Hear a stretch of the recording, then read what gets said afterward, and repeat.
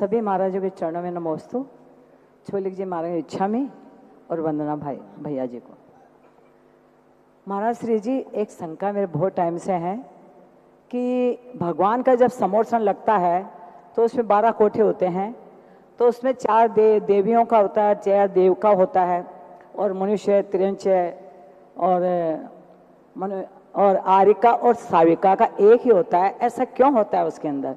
जबकि देवियों का 4 होता है, तो फिर साविका और आरिका को आपने यहाँ अलग क्यों नहीं बताया?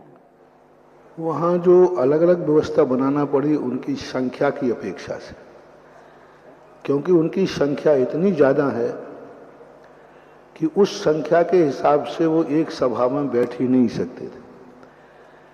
क्योंकि देवियों की संख्या इतनी ज़्यादा होती है कि हजारों, एक एक देव की हजारों हजारों देवियाँ होती हैं।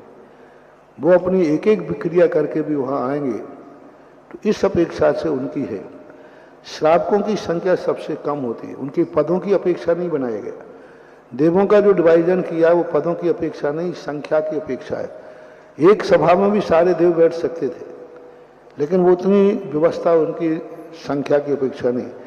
अब आरिका का और श्रावका का, क्योंकि इनका गुणस्थान पंचम ही होता है, पंचम गुणस्थान की अपेक्षा से सारे श्रावकों को 2 ही मार्ग हैं हमारे यहाँ, आगारी और अनगारी, शवस्त्र और निर्ग्रंथ।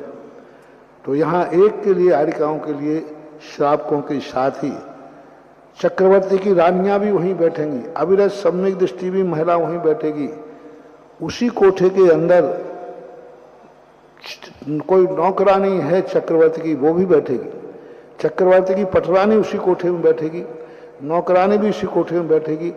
उनके घर की झाड़ू लगाने वाली है, बर्तन पोछा करने वाली है, वो भी समोषण में गई तो वो भी उसी कोठे में बैठेगी जहां पटरानी बैठती। और उसी कोठी में आरिका बैठेगी, प्रतिमाधारी बैठेंगे। सारे के सारे प्रतिमाधारी जितने हैं, सब के सब आरिका तक उसी कोठे में बैठते हैं, नारियों के कोठे में। इसी प्रकार पुरुषों के कोठे में उन्होंने सबको एक कोठे में विराजमान किया समोषण में। प्रतिमाधारी जितने भी श्रावक हैं, 1 प्रतिमा, 2 प्रतिमा, 10 प्रतिमा, 11 प्रतिमा, 1 लाख तक श्रावक के कोठे में ही बैठेंगे। अब देखना, वहां श्रावक में एक असंयमी बैठा है, जो एक सामान्य व्यक्ति है, शूद्र भी है। देखना, वहां समोषण में वर्ण भेद नहीं है। शूद्र भी उसी कोठे में बैठा है, ब्राह्मण भी उसी कोठे में बैठा है, क्षत्रिय भी बैठा है, वैश्य भी बैठा है। चारों वर्ण वाले उसी कोठे में बैठे। और मुनियों की सभा एक अलग कही गई, और मुनियों में भी अभेद किया गया। अरहंत भगवान भी उसी सभा में बैठे। सामान्य के लिए कहीं ना कहीं मैचिंग तो किया गया।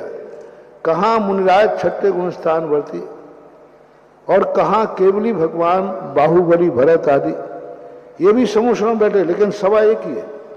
अरहंत भगवान और मुनियों को जब एक सभा में कर दिया, कहाँ अरहंत भगवान और कहाँ मुनिराज, अरहंत और मुनियों को एक सभा मिली। इसी प्रकार आरिका और महिलाओं को एक सभा मिली, श्रावक और एलक शुल्कों को एक सभा मिली। अब ये विभाजन भगवान के सामने हुआ है। भगवान के सामने हुई क्रिया तो अबुद्धिपूर्वक तो नहीं हो सकती, गलत तो नहीं हो सकती, क्योंकि भगवान के सामने कोई गलती कर ही नहीं सकता। इसका अर्थ है कि वही प्रक्रिया सही थी, इसलिए ये व्यवस्थाएं बनाई गई हैं। उन व्यवस्थाओं में हमें बहुत कुछ अर्थ समझना चाहिए। पूज्यों की व्यवस्था अलग बना दी गई, और देवों की जो व्यवस्था बनाई उसका मूल कारण संख्या था, क्योंकि उसकी व्यवस्थाएं इसके बिना बन नहीं रही थी। ऐसे